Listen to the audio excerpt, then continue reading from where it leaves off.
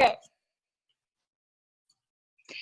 Hi, I'm Veruschka. I'm a healing arts coach on the Big Island of Hawaii, and welcome to Salt of the Earth, interviews with beautiful people who inspire heart courage. And today I have the lovely and wonderful Bryonie Wise.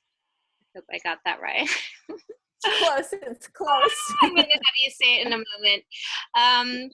Anyway, I'm currently doing a writing course with her, a month-long daily prompt course, and she's just really inspired me so much with her flavor of writing, her articulation, and part of me just feels like, and I'm sure many people feel this way, that how you manage to express really does just really comes from the heart of it and goes to the truth of it. And just that articulation, I just feel like, okay, here is another frequency of me wrapped up in another package and another geographical location that I almost can't be too intimidated or worried, because I know what it's taken to be speaking from that heart place. So I just want to honor you for following that gift and whatever it took to get you there, that it's reaching so many people and speaking to them.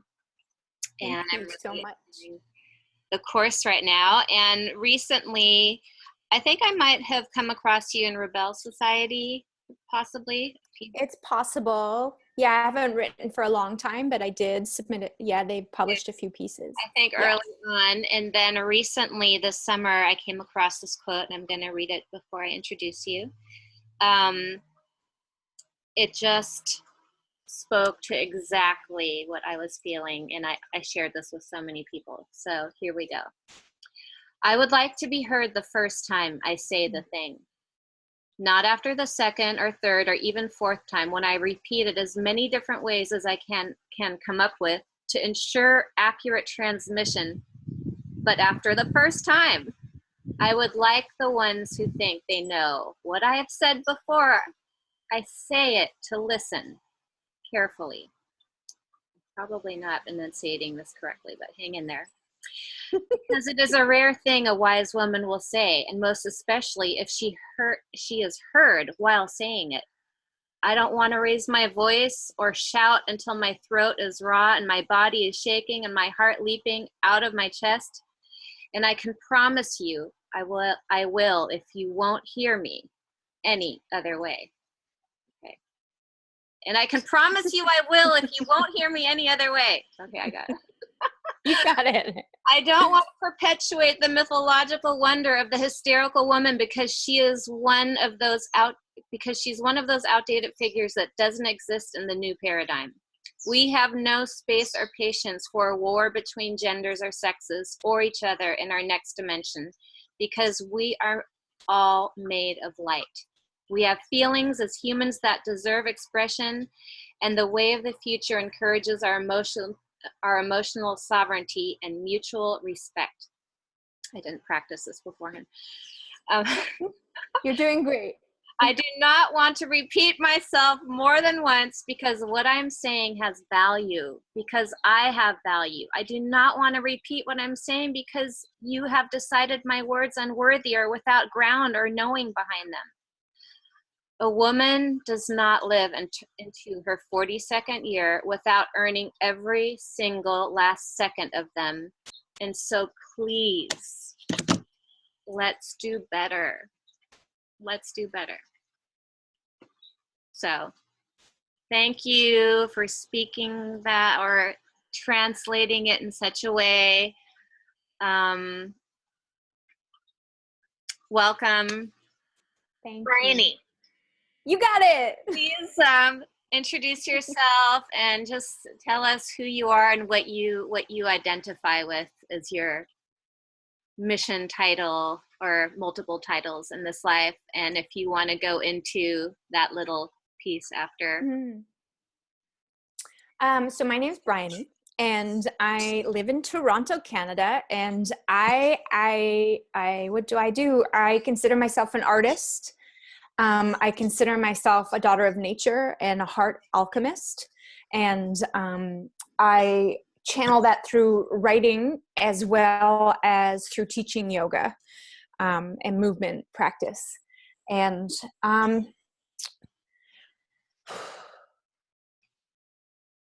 my mission feels two-part right now. And the part that I've known for a while, well, maybe it's more like three-part. The part that I've known for a while is that one of the things that I feel like I was sent here to do is to amplify as well as deepen the frequency of love. And the second part is I feel like through all of my practices and my dedication and my choice of path and my choice of teachers that have also chosen me, I feel like part of me being here is a bridge, is sort of a channel between all of the things that we forget and all of the things that it's really important for us right now, especially to remember. Mm-hmm. Just about our value and you know, talking about our integrity and authenticity and all of the stuff we all really, I think, have quiet battle with that we don't really talk about. I think we're getting better, but I think that we think we have to do it all so much alone. And what I found over the years is that, you know, it takes us opening for us each to continue opening, to have faith and trust that we're opening and we're held in our opening. And that once all of those things start to move their way out of our bodies and out of our hearts, we're creating more space for each other, for ourselves and for each other. How's that so far? Yes, absolutely. Okay. I'm just checking in. And then part three, and this is something that sort of came clear to me, which I've known for a while, which is that part of my being here is that I'm in service to grief as a teacher. I think that, you know, when my mom died, it changed everything that I knew to be true. And there's no possible way, I don't think, that I would be who I am now had I not received that gift, which I did not know for a longest time was a gift.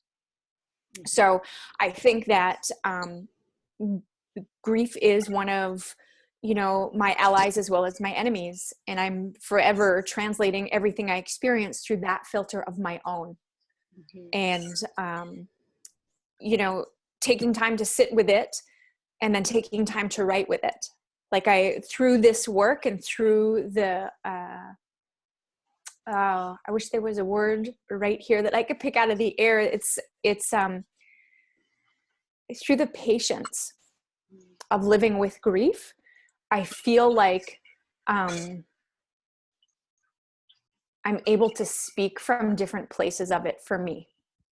And thankfully, you know, I feel like it resonates. And so I feel that's part of a gift as well. Mm-hmm. In terms of that particular piece, what's interesting for me sometimes with some of the pieces of writing is that there's such a mapping of sacred geometry behind the words that it's like it means so many things and it means nothing at all. So this speaks, I think, clearly to what's happening in the world. I think with all of everybody coming out and sharing their stories of sexual harassment and sexual abuse, I think that there's a real rise of the feminine. And I don't think the intention is to take out the masculine. I think it's really to balance us out. Like that's where I hope that we're heading. But without everything coming out of the woodwork, we can't possibly get there. So partially that's that. We have these myths that keep us out of our power, that, you know, these old things that sort of negate how we experience the world. I think for the most part, we're emotional creatures. And there's an intelligence built into our intuition that's important. Mm-hmm. And we forgot that for a long time. Mm-hmm. And I think there's a rise of that returning. So that piece is partially that, and partially, you know, my own experience, sometimes not with the men in my immediate circle, but sort of outside of that, exchanges I have with them where, you know, I've said the thing, please do this, leash your dog, and it's not heard. And it's like, until I feel like I don't understand the sort of why it's so difficult to listen to each other. Mm-hmm. You know, And I think partially maybe being in a city desensitizes us, and there's already so much noise that we can't possibly hear anything else. But there's that frustration, I think, both in me and I think in the feminine, and anybody who identifies with this thing where it's like, you know, it's like the Rebecca Solnit, her group of essays, Men Explain Things to Me. It's this sort of thing where it's like, I've earned my way here, and I'm taking up space, and I have a voice, and I have my wisdom, and I'm not negating or knocking anybody else's down, but there's room for everybody. And so I think part of that is for me too, you know, there's room for everybody. And I think we're remembering that well, or remembering that now. Yeah. Yeah, absolutely. And I'm also noticing a bit of a tattoo right there on your throat peeking out. Yeah. And that's just interesting because I'm leading some women's work right now, and a lot about first and second chakra, emotional clearing, and just how we're right now immediately right there, because now that's Yes. connected to the voice and using the voice. And I got so congested this week and just so direct. I mean, we have a lot of work to do still. I mean, before we can conceive it and realize it needs to change, it's the practice, repeat, right? Yes. And it's hard, and no one's going to do it for us. We have to break the mold. Yes. And there's so much trauma right now. Mm-hmm. Even if we're not sharing firsthand, from even just hearing the experiences, we're all remembering things we never told anybody, you know, or we're remembering, I feel like, you know, the more sensitive we become, the more we have the ability to really, you know, it's the empath sort of built in, where we feel the collective, Mm-hmm. where we really feel the pain and the suffering and the frustration. And I think like one of my things that I've been working with for a while is trying to hold a place of equanimity for all of the sides. Mm-hmm. And so part of that piece too was really sitting with my reactivity and really letting it burn all the way down until I could distill something, rather than splattering it everywhere. Mm-hmm. Because I feel I'm responsible for my energy and for the words that I put out in the world. Mm-hmm. And I don't want to add to the aggression. Mm-hmm. Yeah, it's finding that third way, right? And it's hard when it's really fresh and it's just so ripe for the reaction. And you're like, hey, you're not. So if you don't act out and you don't say stop, and you don't say no, and then you're joining the violence, you know, what does the result look like? What is the revolution? And that really sitting through it, it takes laser focus and will. Yeah. So I wanted to ask you, as grief is your teacher, do you feel like you are also addressing the ancestral grief in you? Like that? Oh, for sure. Into, you know, how do you translate that amount of grief that you're accessing? Well, I think that sorry, go ahead. I was going to say, and that makes you empathetic. So it's like what what you've inherited, and top coupled with feeling the collective. Right. I do think it's ancestral, and I also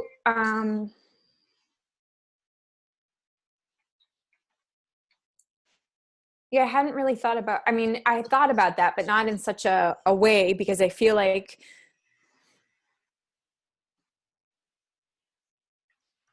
you know, I don't know if my mom ever had a voice to voice some of her grief. And I don't know before that if my grandmother did either. Certainly not in the way that I'm doing it now. Right. You know?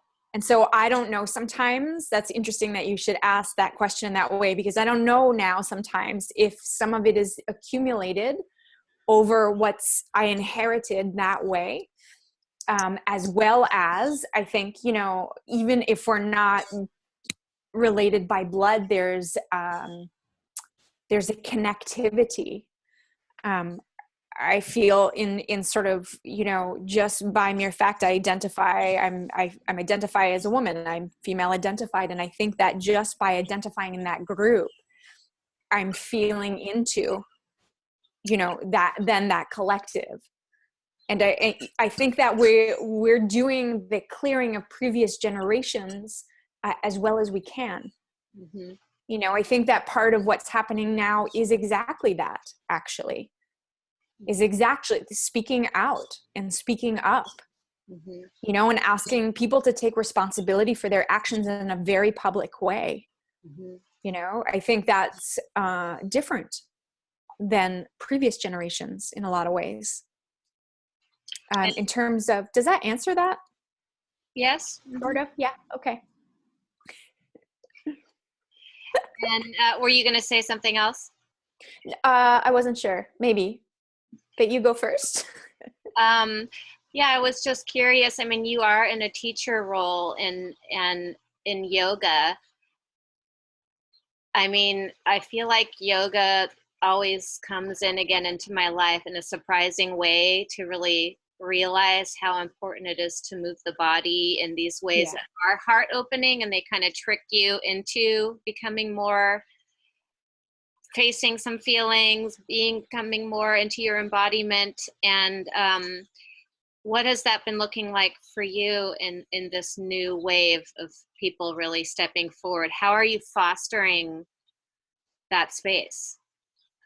Well, I think that my own learning, so when I started practicing yoga years ago, it coincided with starting to work with plant medicine as well. And the marriage of the two, it was like as soon as I started moving my body, everything that I didn't know I was feeling and was hiding started coming out.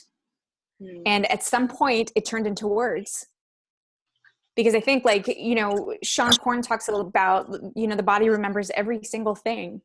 And so we start moving and poking around, and everything we're remembering in our tissues starts coming to the surface. And that's why we're crying in class and we have no idea what's going on. We don't need to be conscious of the memory maybe that's releasing, but the feeling state, certainly we feel that wash over us. It opens. We're encouraging breath. We're like bringing light into the corners. I think so through my own process over the years, you know, I think that healing is a constant state of being. And I think when we're done is probably when we move on to the next, whatever happens next, if anything happens. And I think, so my own healing and relationship to movement and words and opening and the experience of what that's like, I feel like that's what I hold space for. I always want everybody to feel like whatever is happening is okay, even if it's not okay. Every single part is welcome. Everything. It doesn't matter. There's nothing you can say or do that would challenge that for me. And that's the kind of space that I hope to hold in a movement class.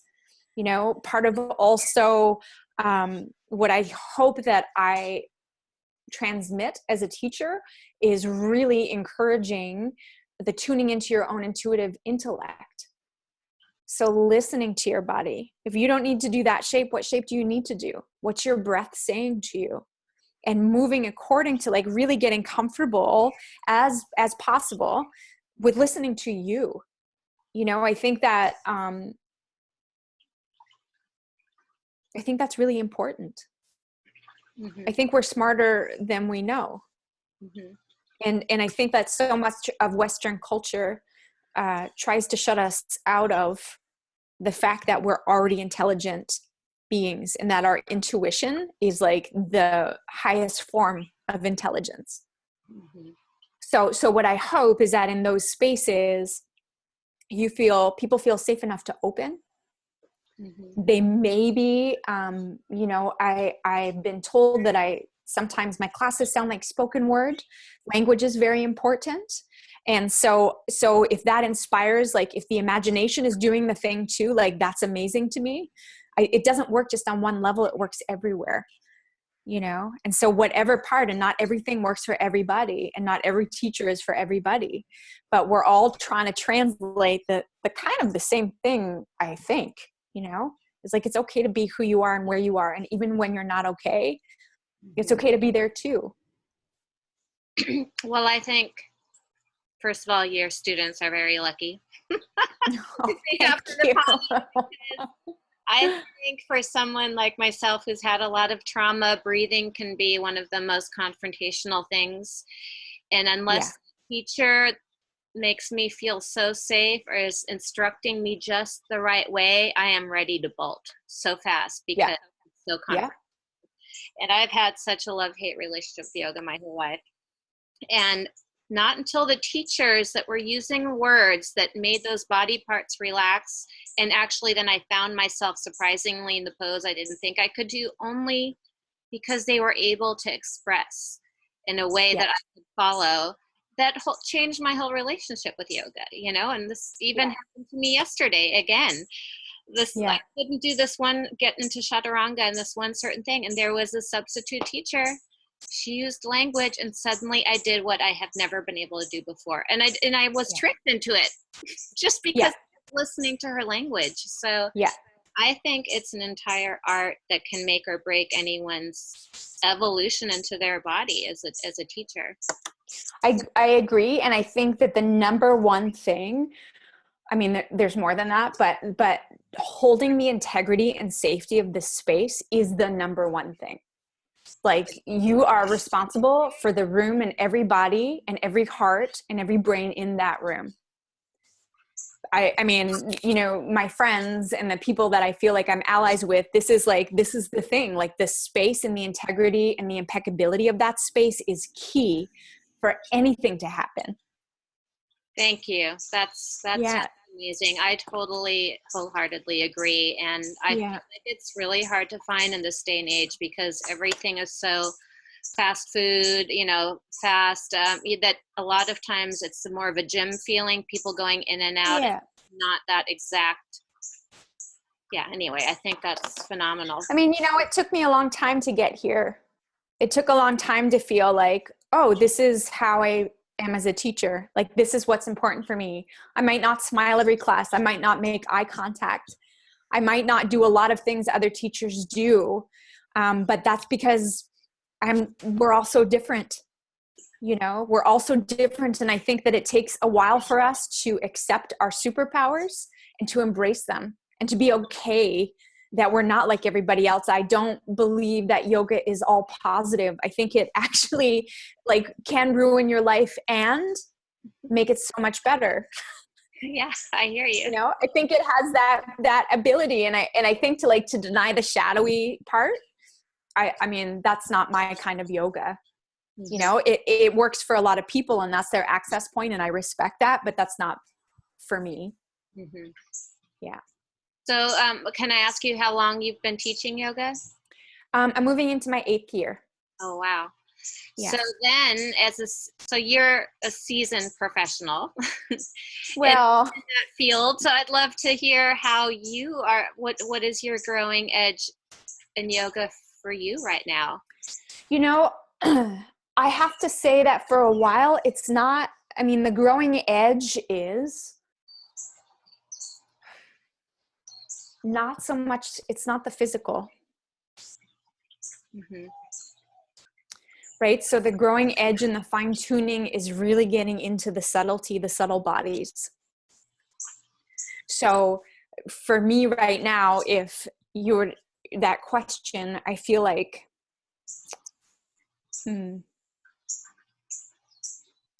I actually feel my practice right now, there's something that I can't quite put my finger on, contained in my being somewhere that I'm nursing a little bit. Mm-hmm.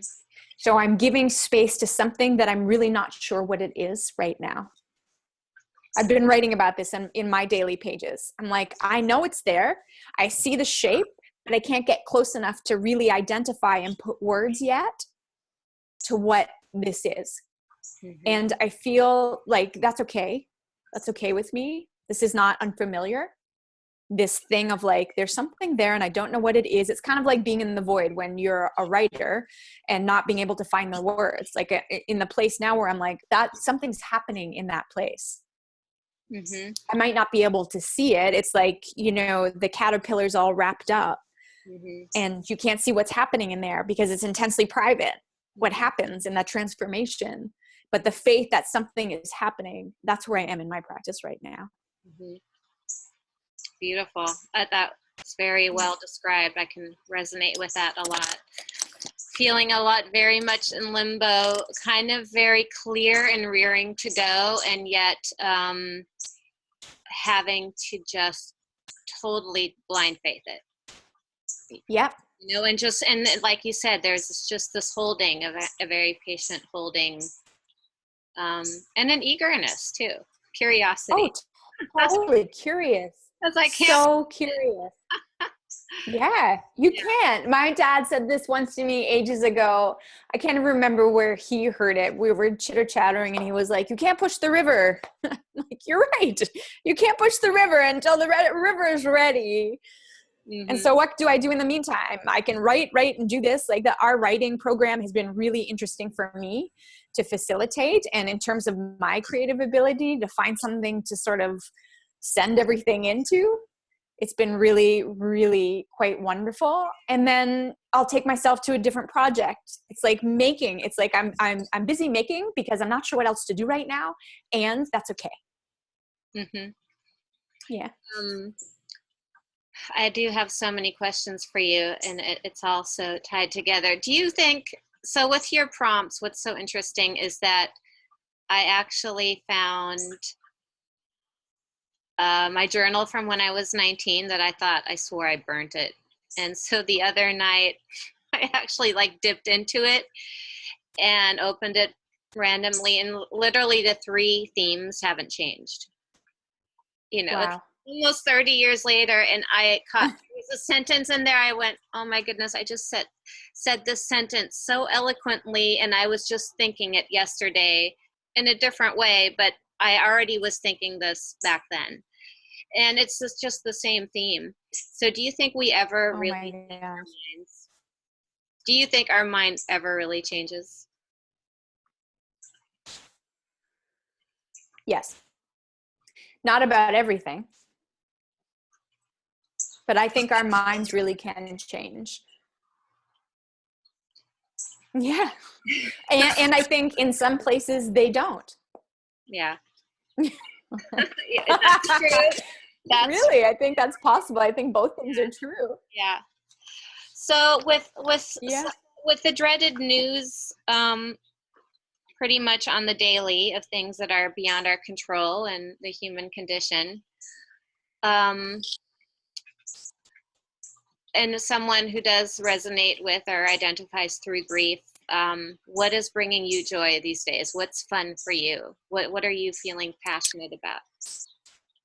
Well, that's interesting. So for the past week or two, I've been really pulled down. So if I'm not paying attention and I'm not on it, I'll really go into my rabbit hole. I'm feeling the seasonal shift is quite affecting me a lot this year. So today is the first day in almost 2 weeks where I actually feel a little lighter inside.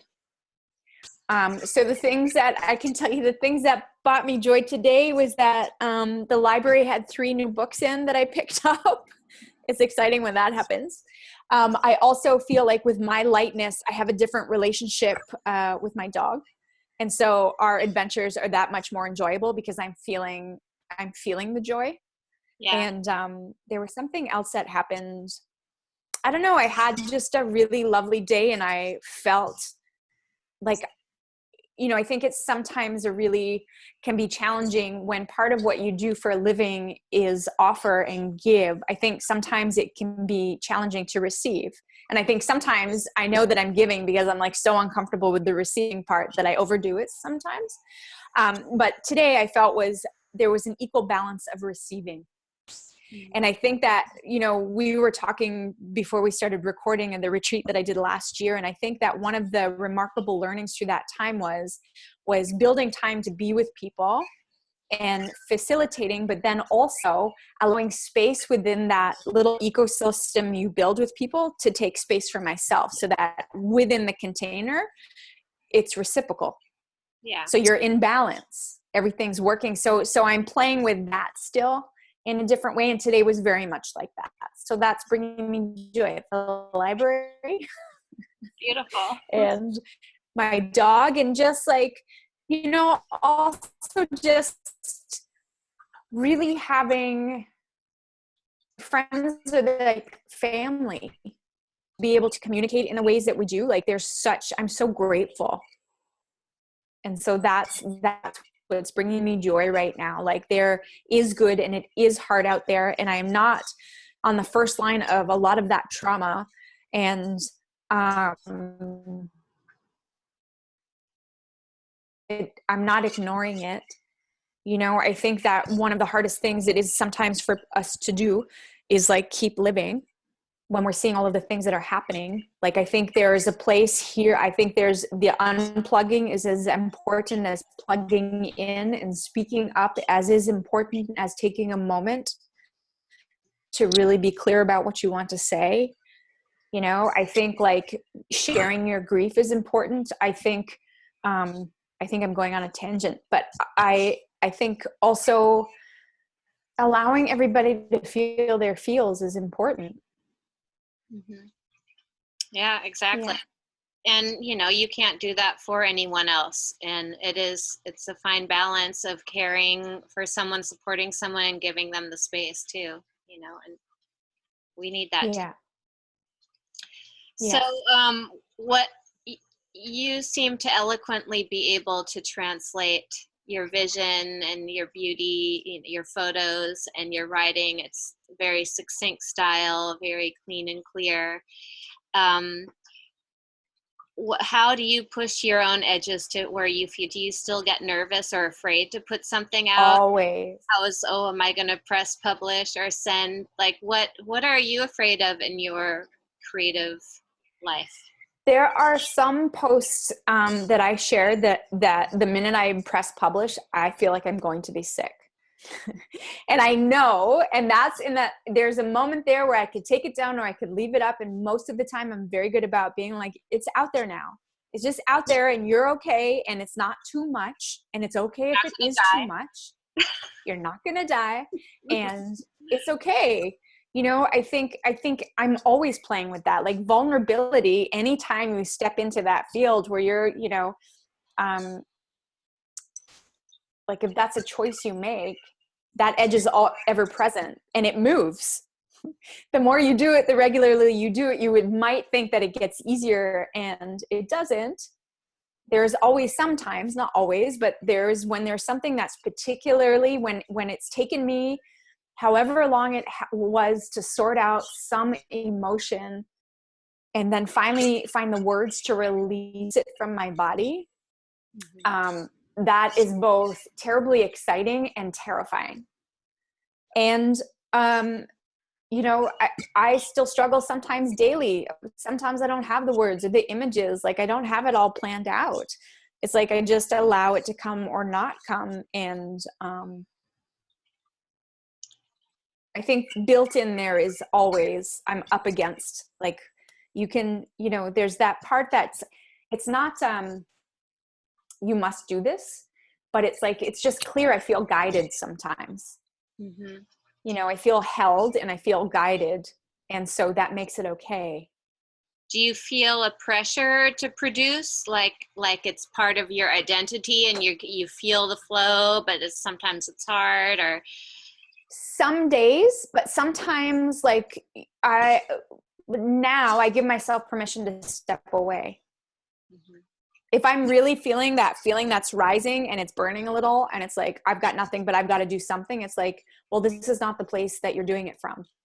Mm-hmm. So put everything down and go out for a walk. Mm-hmm. Like when it starts to feel like that for me, I do my best to step away, because I don't want to create from that. I don't want to create publicly for that place. Right. From that place. I don't mind doing that work privately because that's a practice. Yeah. But I want, you know, I want to be clear as much as I can be. And I'm human. I mean, we all are. Mm-hmm. So it's by no means perfect, you know? So, for people who are inspired by your work and usually they are probably creative as well and artistic. What do you have to say about, have you regretted publishing anything in the last month? Like, when's the last time you actually regretted sharing something?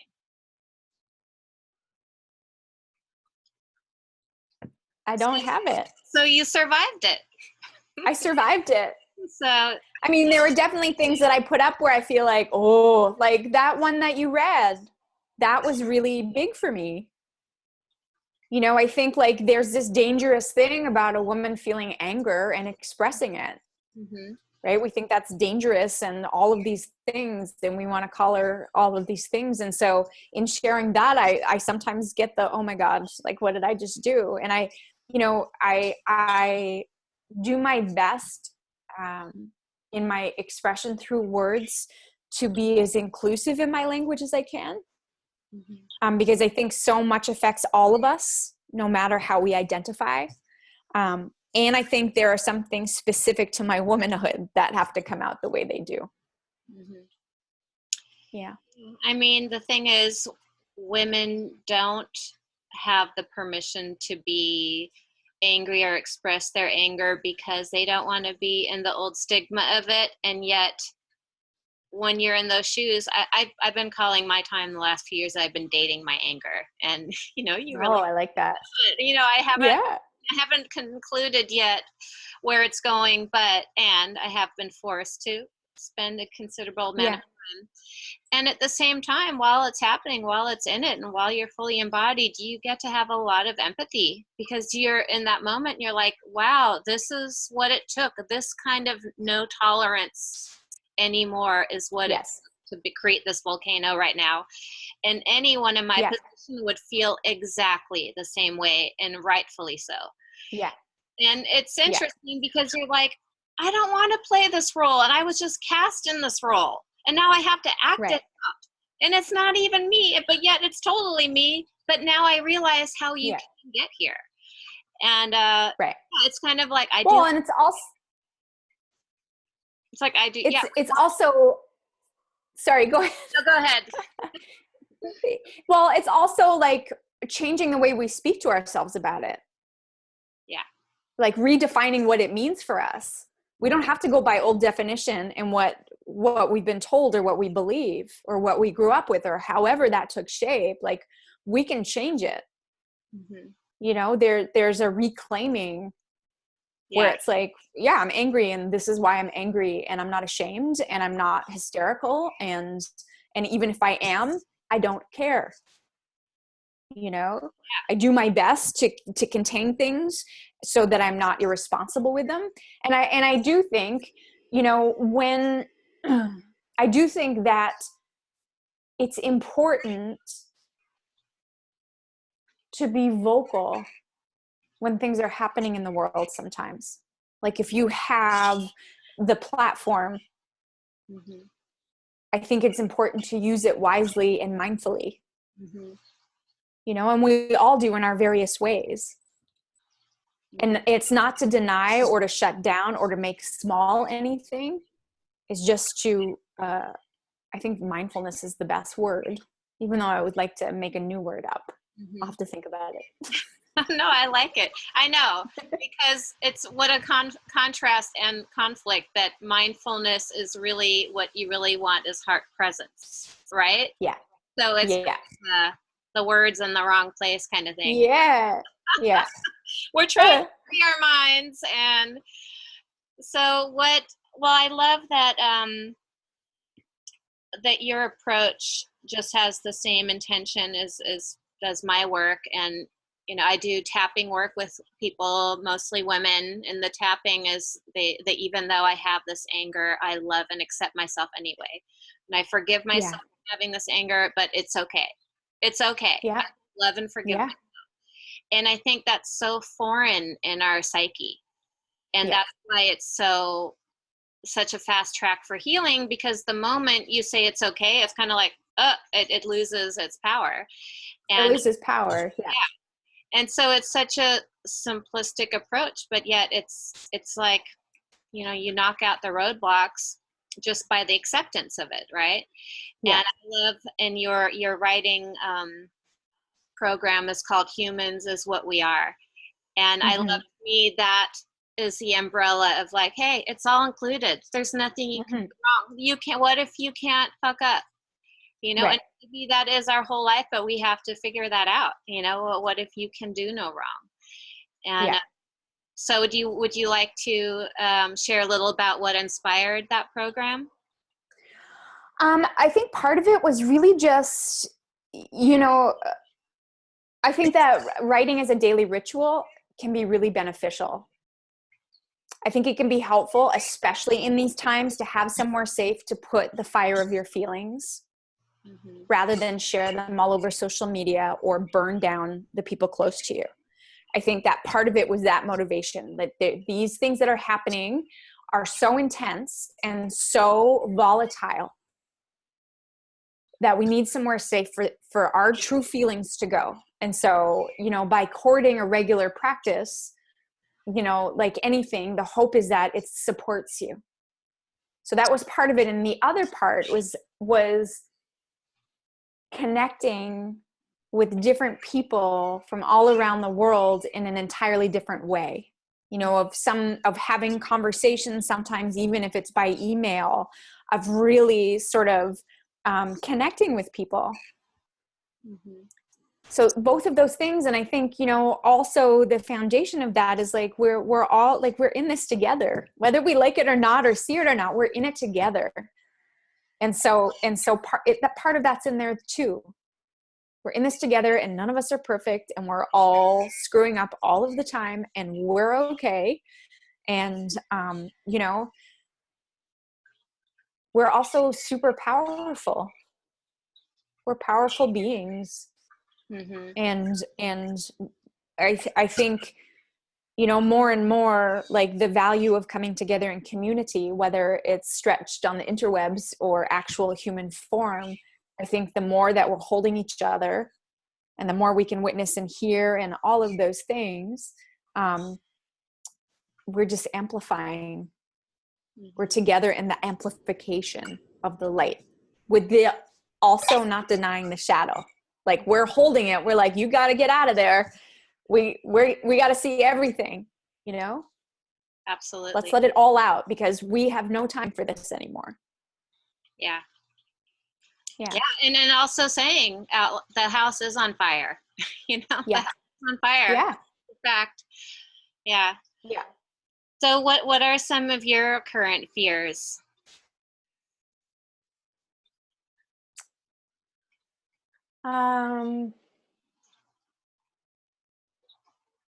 I get scared sometimes.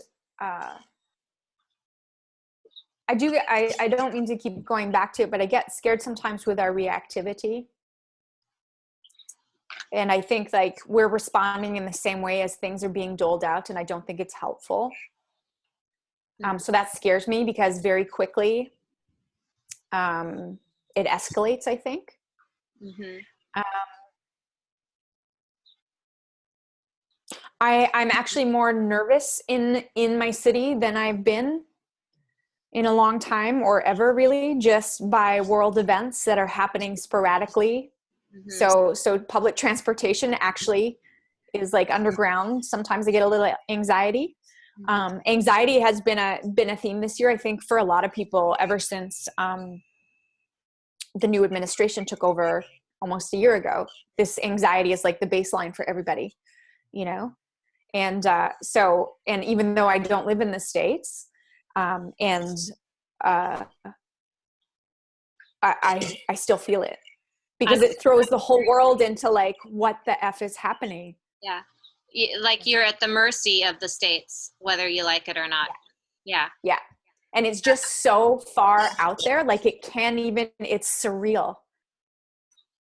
And so there's that thing where it's like, and what I see also, and I know that this might not be popular opinion, or the people that are doing the things are in so much pain that they don't even know they're in that much pain. Yeah. Right? Absolutely. And that's the flip side. Instead of them seeing them as the most evil characters, Yeah. See them as the small children that Yeah. know They not just what don't even know. they're in the Like sandbox. they have no idea, like who knows what happened. And I'm not excusing it. It's not okay. But I see that, you know? And it's like, what do we do? Like, it's hard for us when we're triggered to say like, oh, but they're acting from a place of being triggered too. Yeah. We're not exempt from it.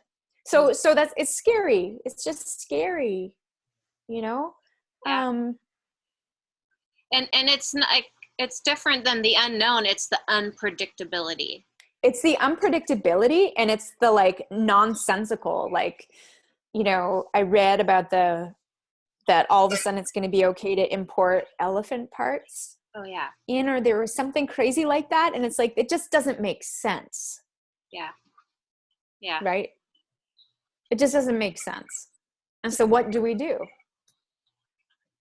I mean, I don't know. And where are we going to put all our life force every day? Because it's just Exactly. stacking. The unpredictable, the nonsensical things are just stacking. Yeah.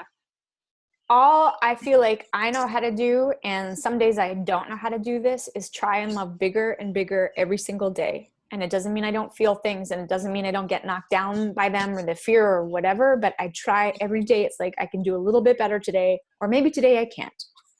Maybe I get a little less today, but I'm aware of it as much as I can be. Mm-hmm. Yeah. So I have a personal question. Do you have any outrageous dream or goal for yourself in the coming year? I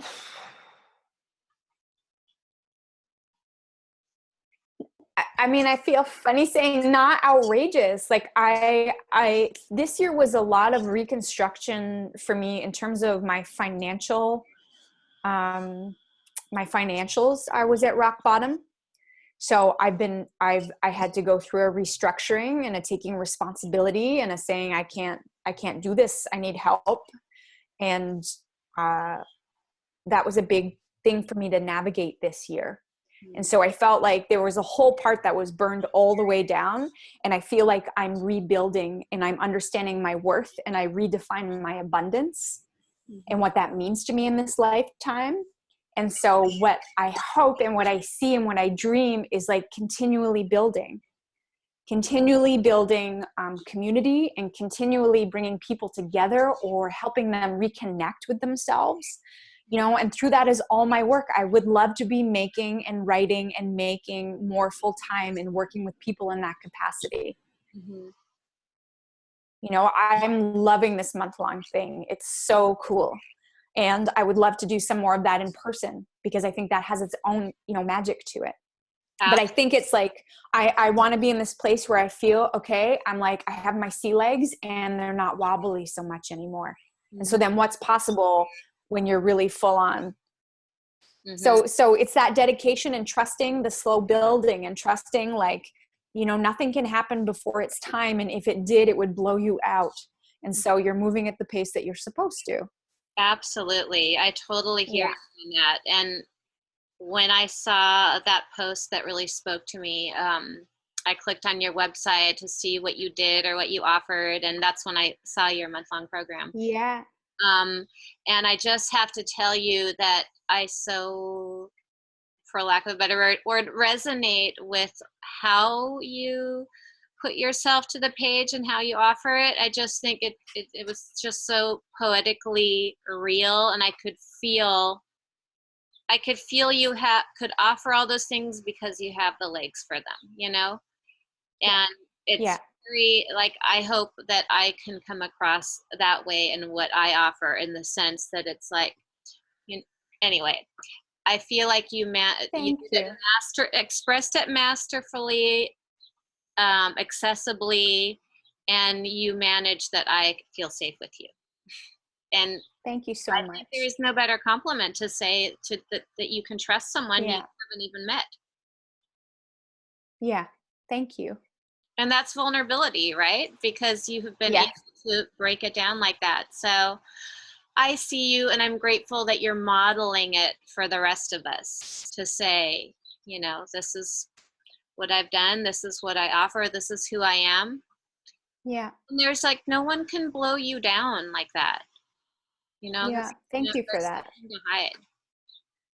Well, I think it's okay for us to be okay with our being, you know?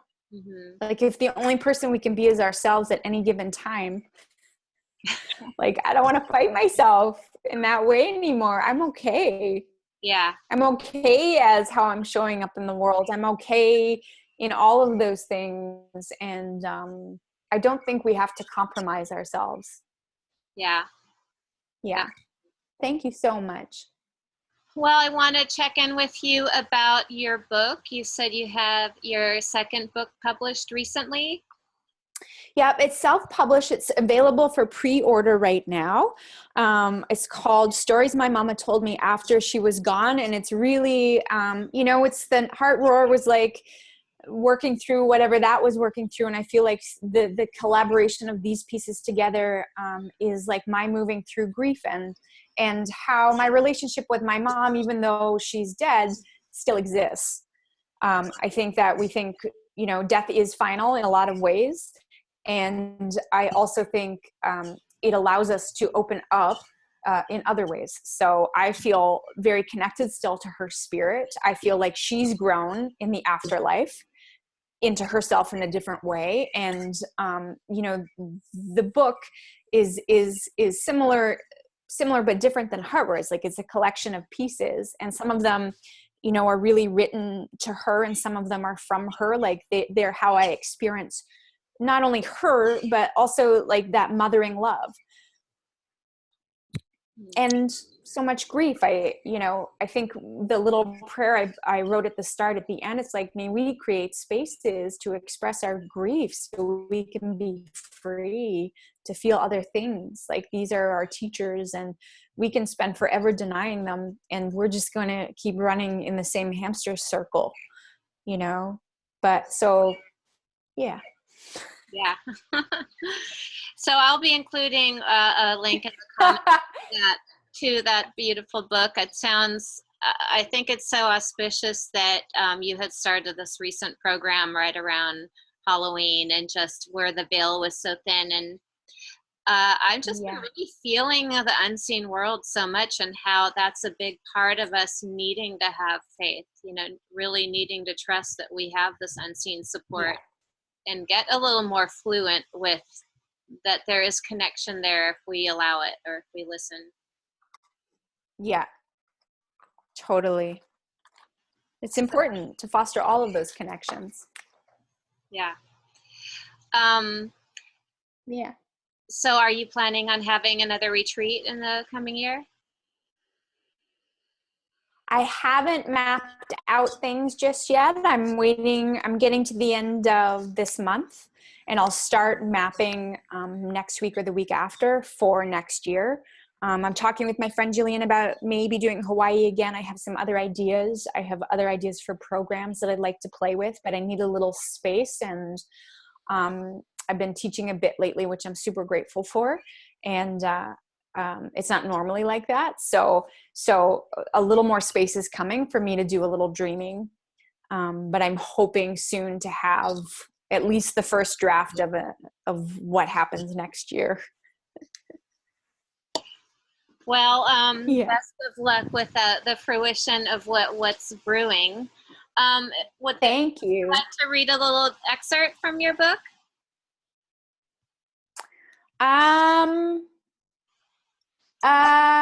No, but what I would like to do, only because it's in the closet, Okay.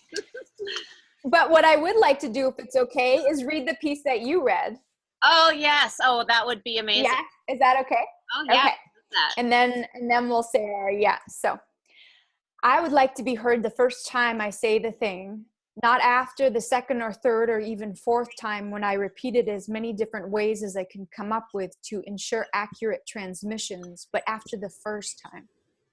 I would like the ones who think they know what I have said before I say it to listen carefully, because it is a rare thing a wise woman will say, and most especially if she is heard while saying it. I don't want to raise my voice or shout until my throat is raw and my body shaking and my heart leaping out of my chest. And I can promise you I will if you won't hear me any other way.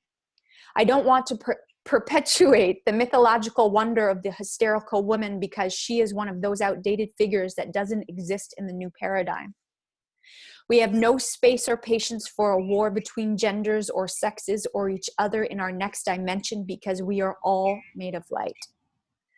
We have feelings as humans that deserve expression, and the way of the future encourages our emotional sovereignty and mutual respect. I do not want to repeat myself more than once because what I am saying has value, because I have value. I do not want to repeat what I am saying because you have decided my words unworthy or without ground or knowing behind them. A woman does not live into her 42nd year without earning every single last second of them. And so please, let's do better.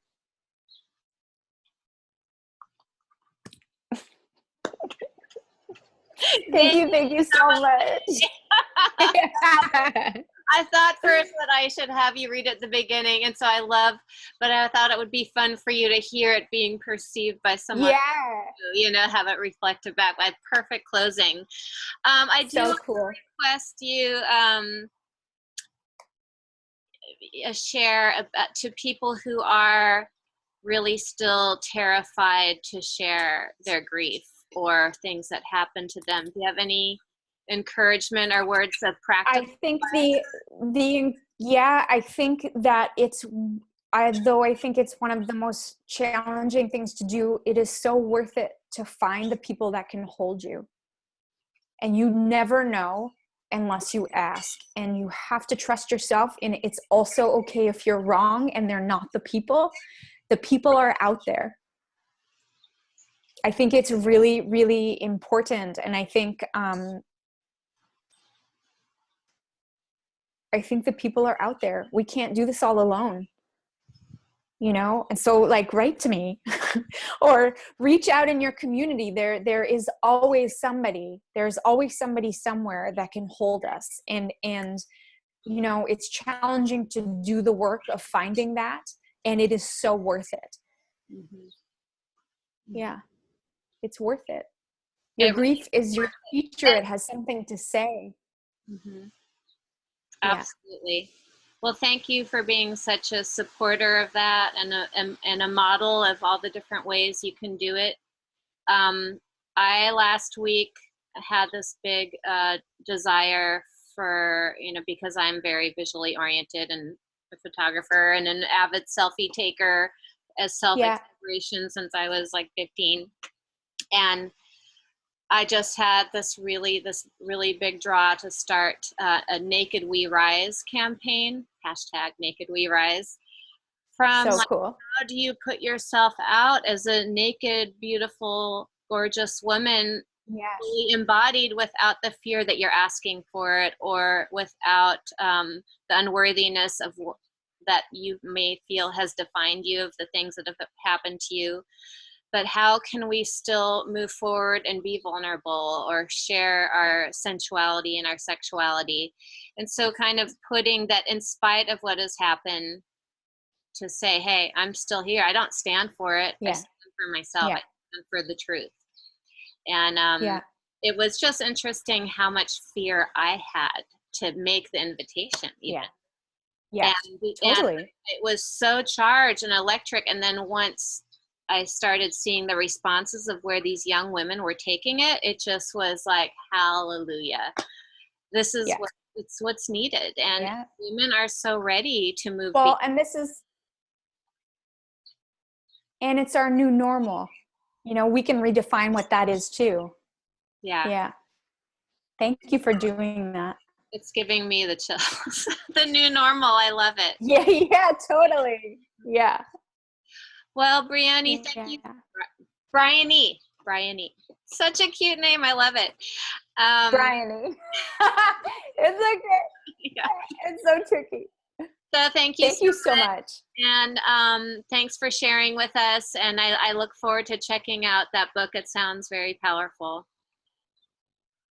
Thank you. So big aloha from the Big Island. And I'll be seeing you in the prompt still.